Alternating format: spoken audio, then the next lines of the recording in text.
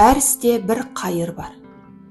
Ертеде Африкадағы бір аймаққа билік жүргізген бір патша болыпты. Патша кішкене кезінен бірге өскен досын ешқашан қасынан тастамай алып жүреді. Сол досының ешкімге ұқсамайтын бір мінезі бар еді.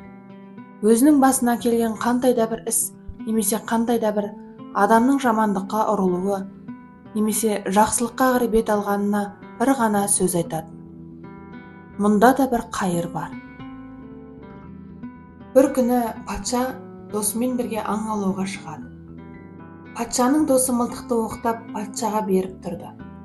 Патша дайын шүріппені басып отыра берді.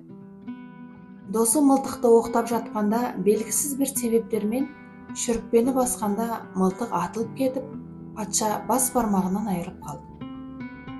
Оны көрген досы әдеттегі сөзін айтты. Мұнда да бір қайыр бар.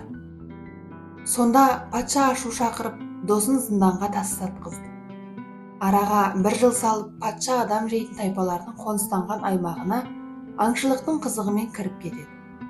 Олар ол жерлердің қауіпті екенін жақсы білетін. Жабайы тайпалар оларды ұстап алып, ауылдарына алып барды да, қол-аяқтарын байлап, ауылдың ортасына отын жинады. Оларды отындардың ортасына мықтап тұрып байлады. Байлап жатқанда араларынан біреуі патшаның бір саусағындағы кемістікті байқап қалды. Ол тайпалардың нанымдарында кеміс адамдарды жеу басқа бәлекет әкеледі деген сенімі бар еді. Сөйтіп патшаны босатып жібереді. Ал қалғандарын отқа қақтап жейді. Саусағының кемтарлығының арқасында өлімнен аман есен үйіне оралған патша төбесі көкке жетердей қуанды. Айырылмас досын сол үшін зынданға тастағанына да қатты өкініп, қателігін түсінді. Дереу зынданға барып, досына болған жайттың барлығын айтып берді. Сен сонда дұрыс айтқан екенсің, деді де сөзін былай сабақтады.